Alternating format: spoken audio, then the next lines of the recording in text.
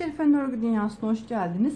Bugün tığ ile yapılan etol şal yapımında kullanabileceğiniz bebek battaniyesi veya bebek örgüleri, hatta lif yapımına bile uygun olabilecek bir örnek göstermek istiyorum. İpim Alize'nin simli şal ipi. 1.70 milim kalınlığında tığ kullanıyorum. Ben başlangıç için bir sıra ikili trabzan hazırladım. Bu trabzanı hazırlarken her model için 16 ve katlar olarak zincir çekip üzerine trabzan hazırlamanız lazım. Her model için 16 adet zincire veya başlangıç için ikili trabzana ihtiyacımız var. Ben hemen modelimin kurulumuna geçiyorum. 3 adet zincir çekiyorum ve örgümü çeviriyorum. Başını doladım. İkinci trabzana batıyorum. 2 defa da kapatıyorum. Tekrar başını doladım.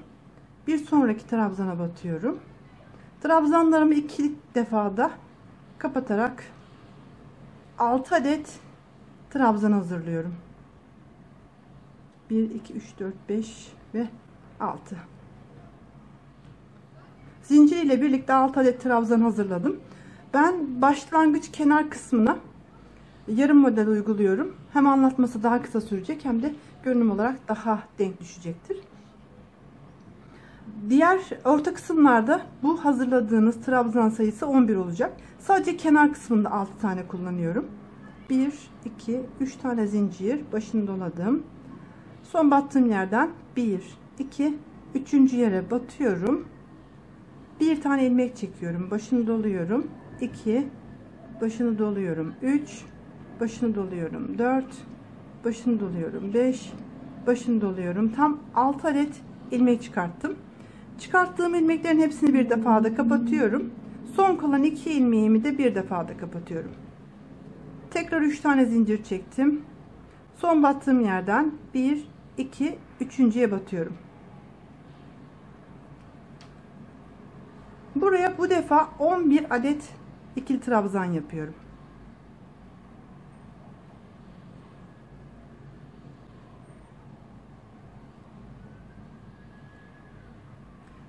Normalde bu her dolgunun arasındaki yaptığımız trabzan sayısı 11 adet olmak zorunda, ama başlangıç ve bitiş kısmında bu 11 adet trabzanın sayısını 6 tane olarak kullandım.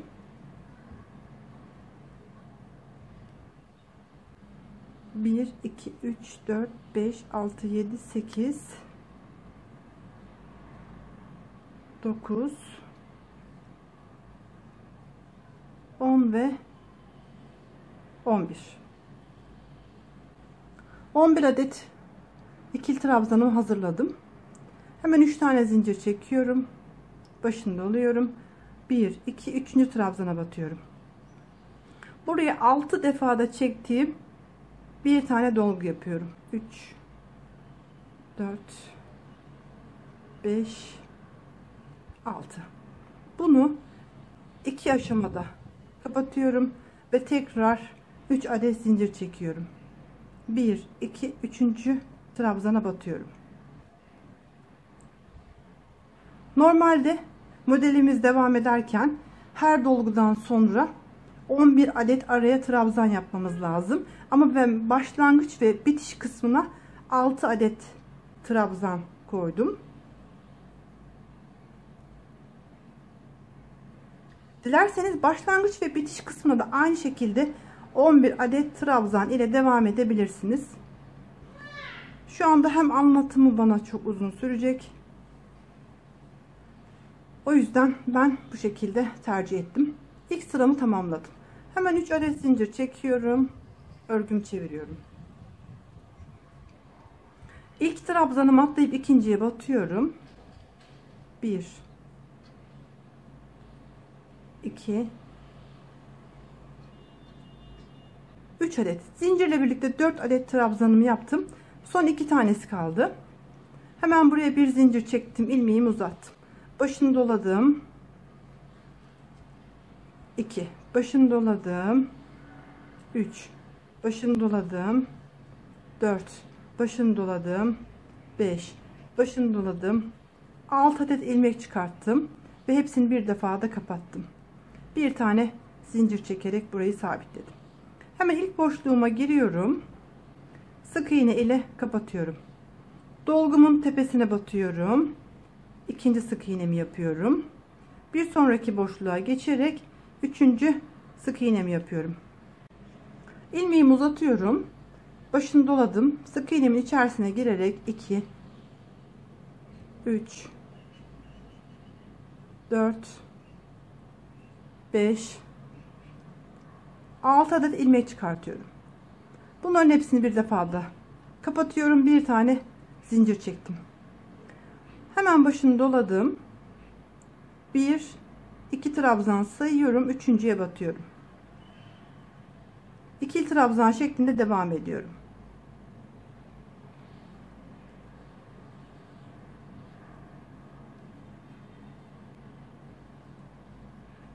Üç, 4, 5, 6 ve 7 adet trabzan yaptım. Gene aynı şekilde son iki trabzanım kaldığı zaman bir tane zincir çektim. İlmeğimi uzattım. Son trabzanımın içerisine girerek dolgumu yapıyorum.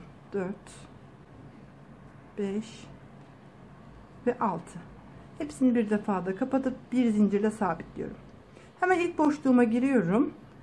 Sık iğne ile kapatıyorum. Dolgumun tepesine batıyorum. İkinci sık iğnemi yapıyorum. Bir sonraki boşluğa batarak üçüncü sık iğnemi yapıyorum. Bir tane zincir çektim. İlmeğimi uzattım.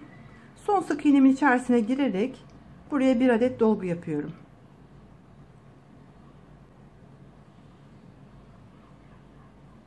Alt defada çektiğim dolgumu bir defada kapatıp bir zincirle sabitliyorum. Başını doluyorum. Tekrar 1 2 3. trabzanıma batıyorum.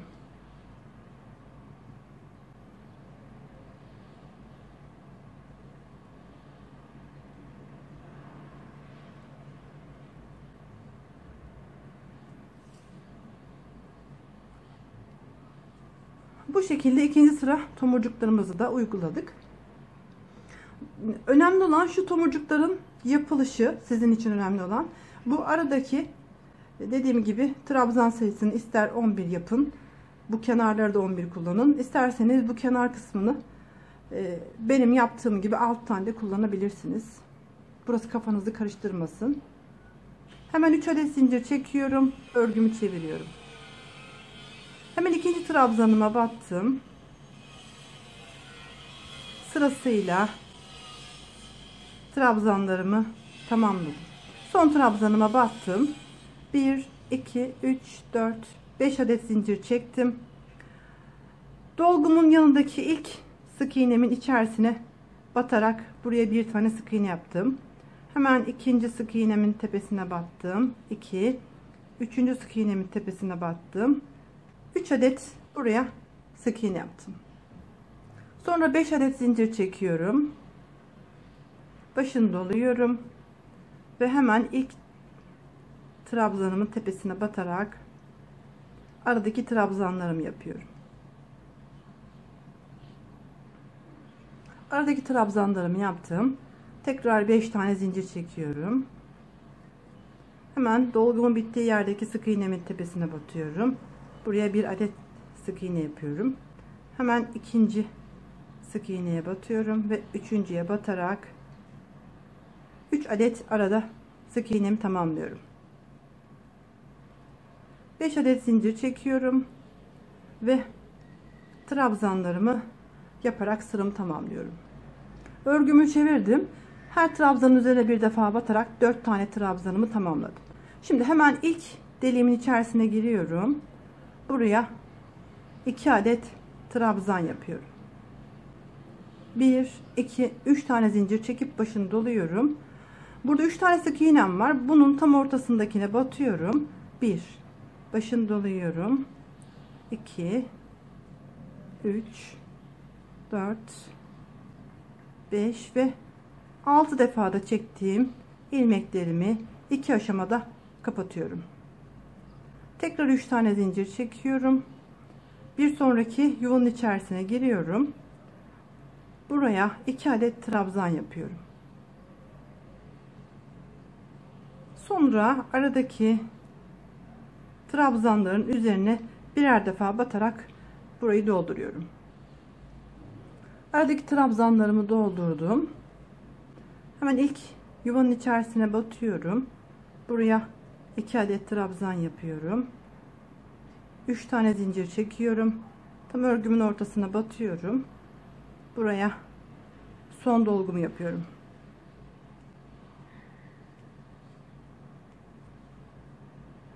Bunu 2 aşamada kapatıyorum ve tekrar 3 adet zincir çekiyorum. Bir sonraki yuvanın içerisine önce 2 adet trabzanımı yapıyorum. Sonra diğer trabzanların üzerine devam ediyorum. Şimdi modelimizi tamamladık. Bir sonraki modeli kaydırıyoruz. Hemen onu da görelim. Kenar kısmı 6 trabzanla modelimiz yarım olarak uygulandığı için bir zincir çektim. Hemen örgümü çevirdim. İlmeğimi uzatıyorum. Başını doluyorum. İlk trabzanın tepesine batarak buraya ilk dolgumu yapıyorum. 3, 4, 5 ve 6. Bunu bir defada kapatıyorum. Bir zincirle sabitliyorum. 2 adet daha buna zincir çekiyorum ve başını doluyorum. Şimdi burada şu aradaki bölümü oluşturmamız lazım. 1, 2, 3 tane trabzan atlayıp 4. trabzana batıyorum. Yani son 2 trabzanın üzerine batmam gerekiyor. Devamında ilk yuvanın içerisine giriyorum. Buraya 3 adet trabzan yapıyorum.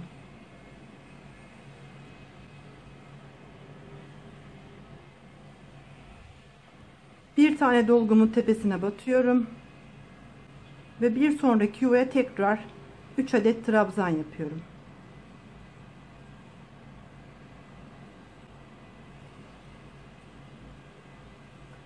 Sonra ilk trabzanım üzerine bir kez batıyorum. Sonra ikinci trabzanıma. Burada arada 11 tane trabzan oluşturmuş olduk. Hemen 3 tane zincir çekiyorum. 1, 2, 3, 4. trabzana batıyorum. Buraya hemen bir tane dolgu yapıyorum.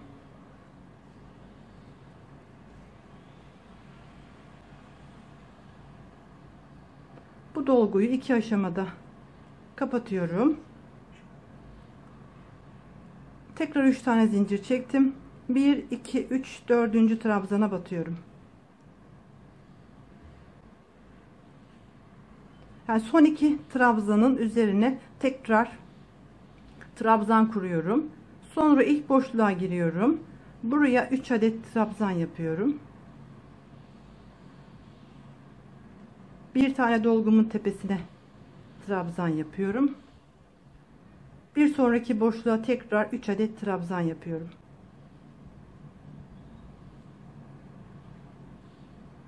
Sonra ilk trabzanımın tepesine batıyorum ve ikinci trabzanımın tepesine batarak burada 11 tane trabzan oluşturuyorum. 3 tane zincir çektim. Son trabzanımın tepesine batıyorum ve buraya bir tane dolgu yapıyorum.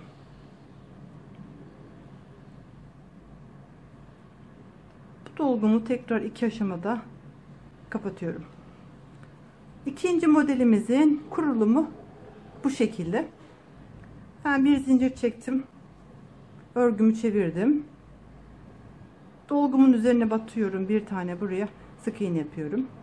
Bir sonraki boşluğa bir tane daha sık iğne yaptıktan sonra bir zincir çektim. Hemen buraya ikinci sıra başlangıcındaki dolgumu yapıyorum. Hepsini bir defada kapattım. 3 adet zincir çektim.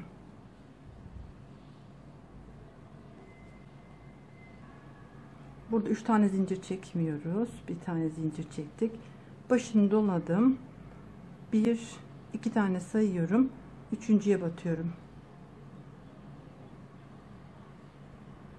Devamında her trabzanı bir defa batarak örmeye devam ediyorum.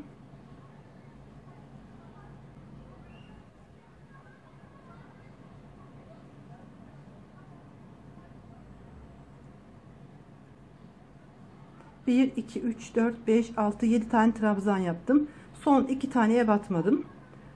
Bir kez zincir çektim ve buraya hemen bir tane dolgu yapıyorum.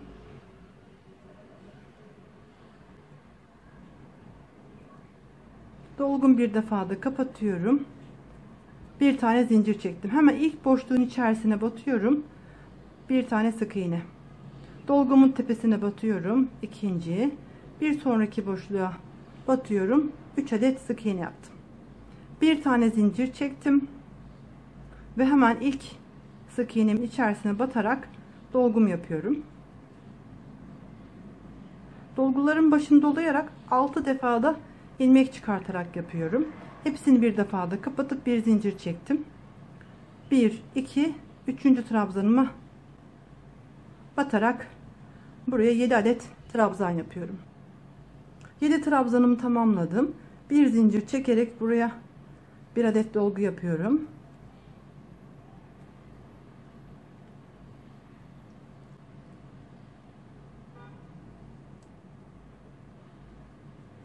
Hepsini bir defada kapatıyorum. Bir zincirle sabitliyorum. İlk yuvanın içerisine bir tane sık iğne yaptım. Dolgumun içerisine bir adet daha sık iğne yaptım. Bir zincir çektim. Hemen örgümü çevirdim. İlk sık iğnenin içerisine bir kez batıyorum. Sonra ikinci sık iğnenin içine bir kez batıyorum. 1, 2, 3, 4, 5 tane zincir çektim. Başını doluyorum. Hemen dolgumun bittiği yerdeki trabzanlarımın içerisine batıyorum.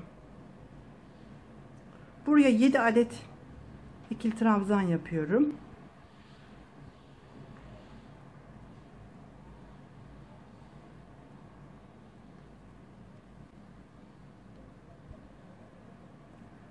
Bu şekilde burayı tamamladıktan sonra tekrar 5 tane zincir çekiyorum.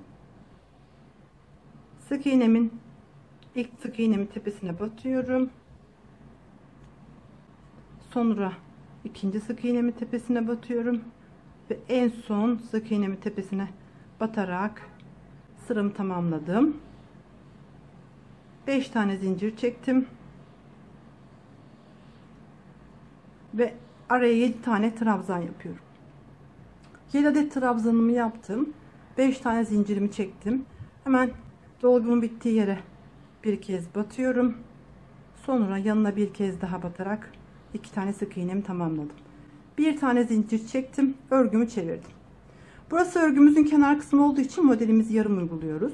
İlmeğimi uzattım. Hemen ilk sık iğnenin tepesine batarak dolgumu yapıyorum.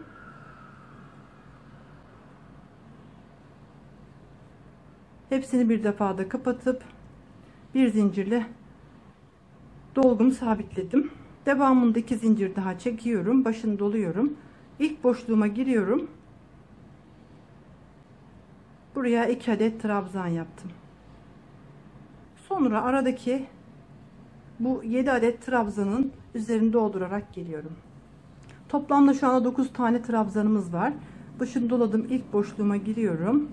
10 ve 11 taneye tamamladım. Arada 3 tane zincirim var. Başını doluyorum. Tam orta kısmına batarak buraya bir tane dolgu yapıyorum.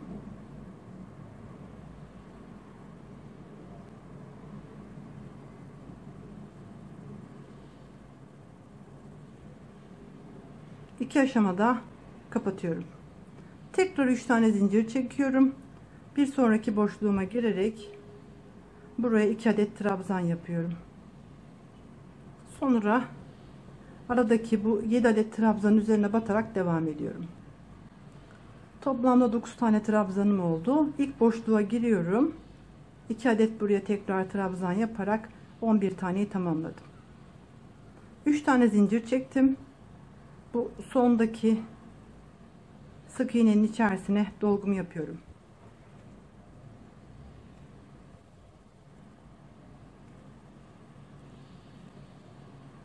2 aşamada kapatarak ikinci modelimi de tamamlamış oldum. Bundan sonrasında ilk başlangıçtaki bu işlemleri tekrarlayarak örgümüzü örüyoruz. Bu şekilde küçük bir parça hazırladım, nasıl durduğunu görmenizi istediğim için. Başlangıcında ve sonunda 6 adet trabzanla başlıyorum.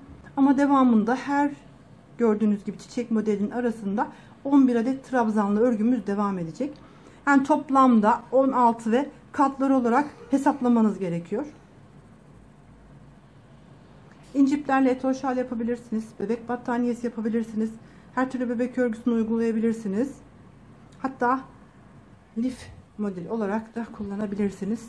Her iki tarafı da aynı görünüme ait. Yani aynı görünüme sahip. Yapmayı düşünen herkese kolay gelsin.